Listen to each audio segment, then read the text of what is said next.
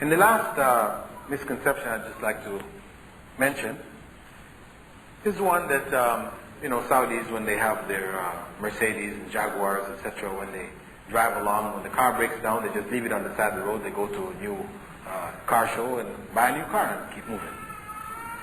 This is one which is, it may appear that way if you see cars stalled on the side of the road, etc., but this is not the practice of the people here, that they do this. I'm not saying that there may not be some individuals, but this is not the general practice of the population. They try to get some mechanics together to fix whatever. They don't just, people are not, every person here is not walking around with $1 million in his pocket. You have rich and you have poor. Very different levels of the society. In closing, because this is the last of the points I want to mention, just in order to give you all an opportunity also to give me some feedback, and discuss some of the ideas that you may have, or comments that you may want to make on some things that I said. I'd just like to mention that the reasons for these misconceptions are varied. Some of them are due to misinformation, which may be deliberate, on the part of some individuals, may have religious orientation.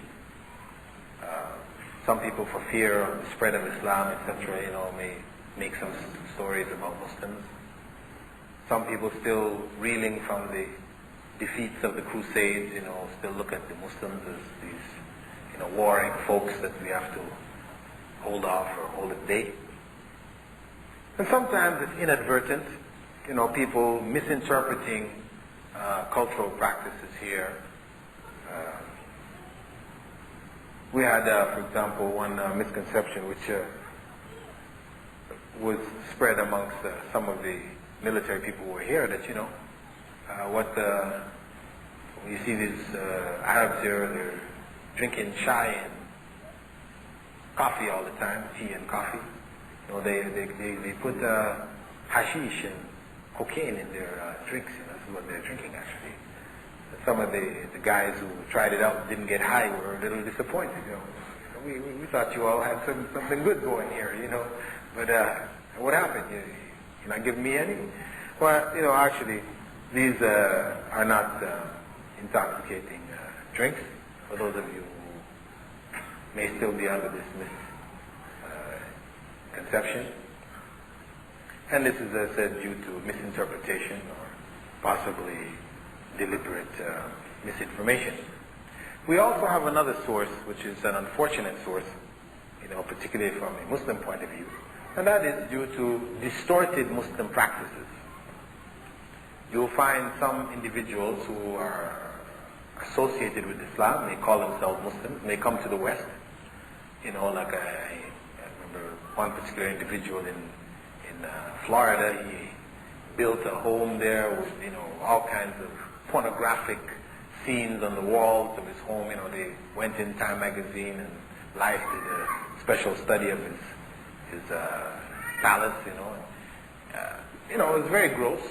But then this becomes associated with Muslims and Islam.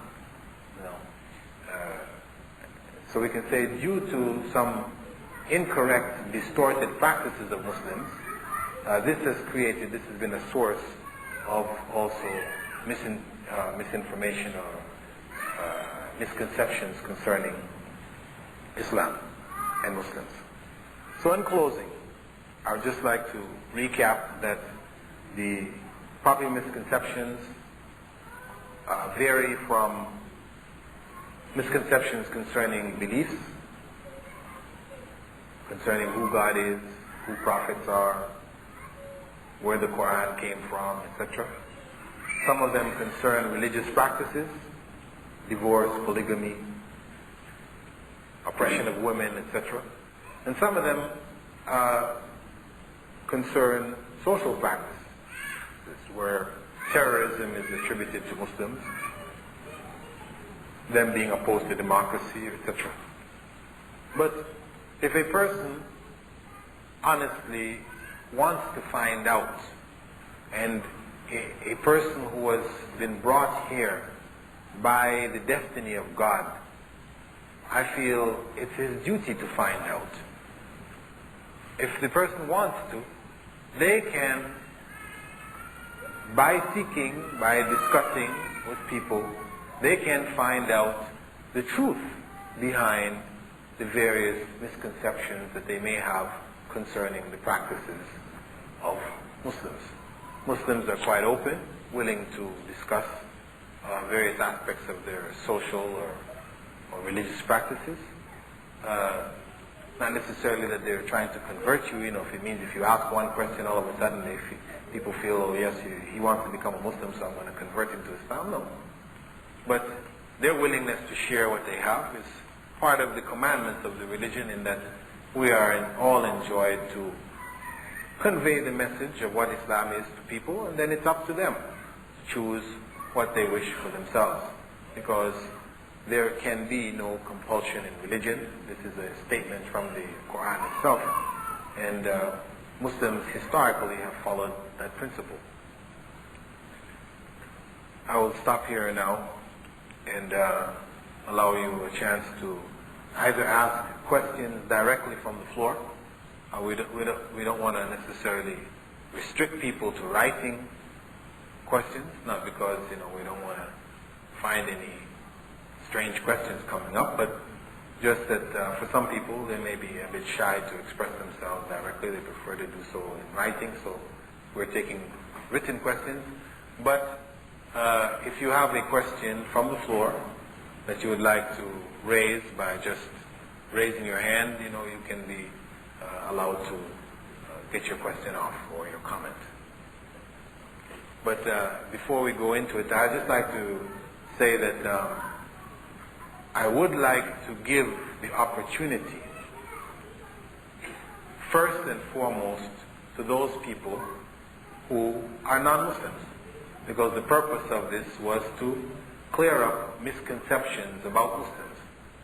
And I know there are many Muslims here, and there's a tendency that, in these kind of sessions, for Muslims to monopolize the questions and comments, and thereby not allow their guests, the non-Muslims, to express themselves, freely. So I would ask you all, those of you who are Muslims here, please hold back the questions and allow those people who are non-Muslims to express or to ask whatever they would like. And if we run out of questions, then you would like to raise some comments or whatever, then you may be free to do so. One of my Palestinian friends, he asked me that Muslims are trying to own halal. I said, oh. He said, why then you are using the halal on the tower of the mosque? This is what I wasn't clear. The second thing was, why you kiss the Israel first when you go home? These are two major misconceptions that my friend I want to clear tomorrow.